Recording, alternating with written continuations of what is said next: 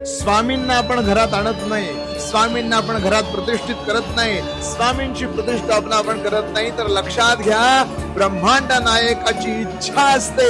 स्वामी समर्थ महाराजांची ज्यांना आपण परब्रह्म म्हणतो त्या भगवंताची इच्छा असते, म्हणून या सगळ्या गोष्टी होतात. महाराजांचं लक्ष असतंय म्हणून आपण त्यांची सेवा करू शकतो. महाराजांची इच्छा असते म्हणून आपण त्यांना देवाऱ्यात बसवू शकतो.